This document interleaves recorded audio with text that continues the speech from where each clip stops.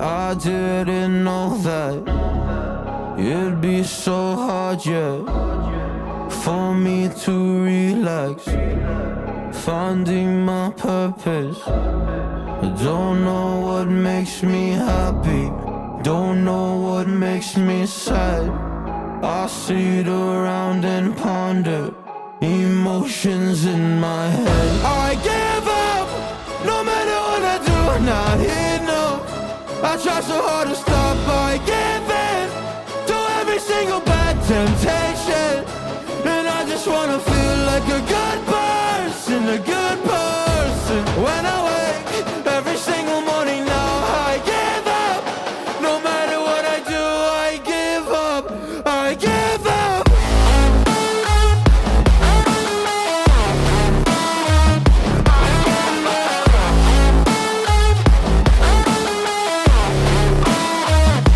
And I just wanna feel like a good person, a good person. When I wake every single morning now, I give up.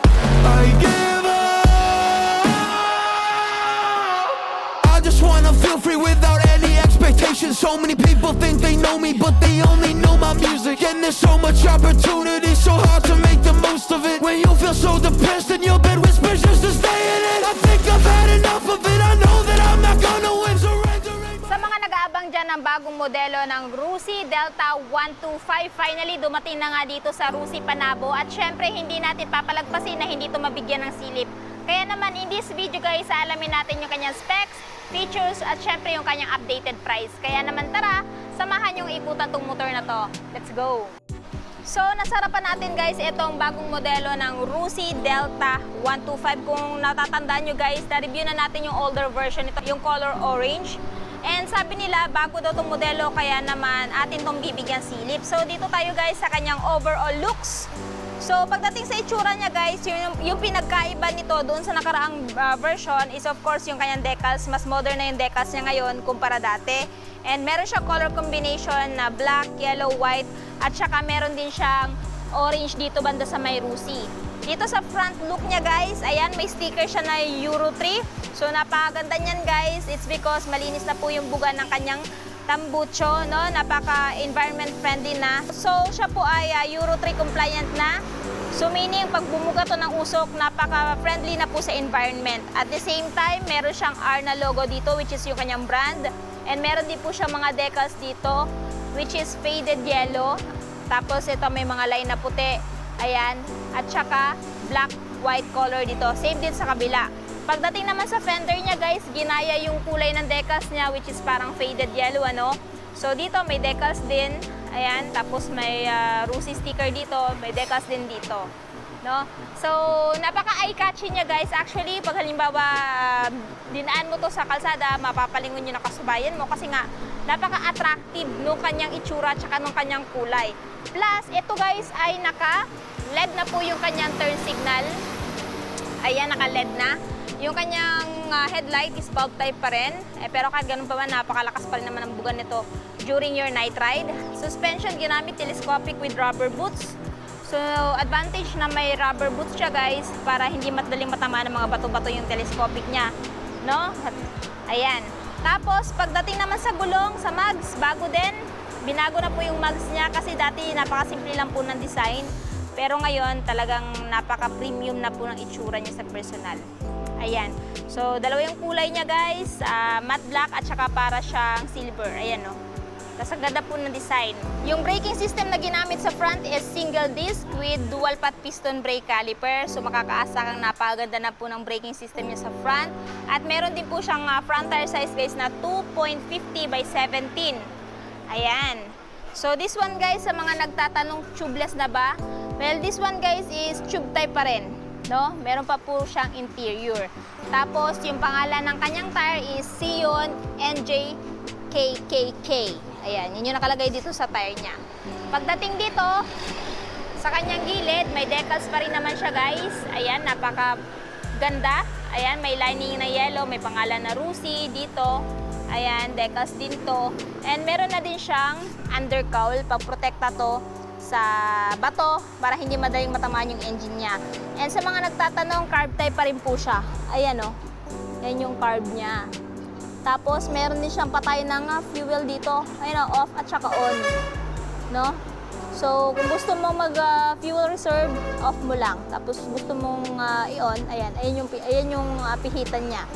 Tapos, pagdating sa kanyang undercowl, guys, napakaganda ng forma. Ayan, napaka-astig. Naka-matte din. Tapos, may mga angulo dito na naka-rough. Ayan. Iba yung design dito, iba din yung design dito. Tapos, dito tayo, guys, sa side. Ayan, ito yung side niya, guys. May decals dito na Delta 125, which is yung kanyang displacement. And pagdating dito, naka-decals din. Sa seat naman, medyo generous na. Ayan. Naka-rough na din. So, kahit anong pantalon mo dito, hindi nadulasin. May pride ownership pa rin siya. May R, which is logo na Rusi. Maging dito. No?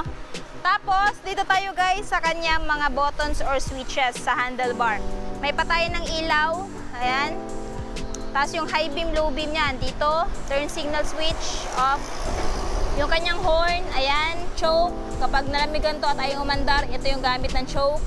Dito sa kabila, sa right side, electric start. At meron pa rin po siyang, ayan, kick start. Pagdating sa dashboard, sad to say, hindi natin ma-open to kasi saka lang daw po nila ina-activate once ma-purchase na. Pero napakaganda guys kasi naka-fully digital na siya.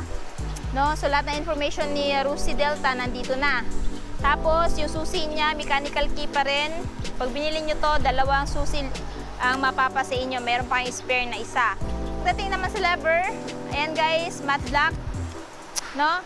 Tapos dito, may abang na din para paglagayan ng bag mo. Kung ayaw mong suotin yung bag mo, pwede mo ilagay dito. Kailangan mo na pa-change oil guys sa unang 500 kilometers.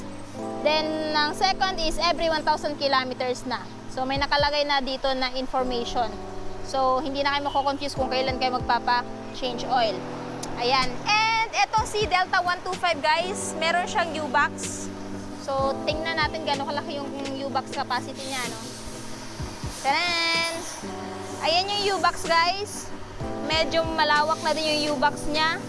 Ayan, dito yung lagayan ng baterya. Hindi na mo problema na mabot ng baha-baha, no? Kasi mataas na yung level niya. Tapos pwede mo paglagyan ng raincoat, papers ng motor, mga personal belongings mo pwede ilagay dyan. Fuel tank, ayan. Ito yung fuel tank niya guys. Meron siyang napakagandang grab bar dito na mahahawakan ng angkas mo. If ever ayaw niyang humawak sa'yo, ayan. Meron din pride of ownership. Lahat is mayroong pangalan ni Rusi. Ayan. Tapos, ito yung cambio niya guys. Auto clutch na po ito. No? Side stand, center stand, apakan ng angkas. And nagandahan ako sa forma ng kaniyang side fairings guys kasi ginaya na din dito. No? Same na sila ng texture at itsura. Pagdating naman sa chain cover, ganun din. And sa mga nagtatanong, siya po ay ginamitan ng dual shock swing arm suspension sa likod. So maganda na din yung play nito sa mga lubak-lubak. Ayan. And yung tire size naman sa likod guys is 2.75 by 17 tube type, and yung mags, ganun pa rin yung color, dual color, which is parang silver at saka matte black. Tube type pa rin guys. Ayan.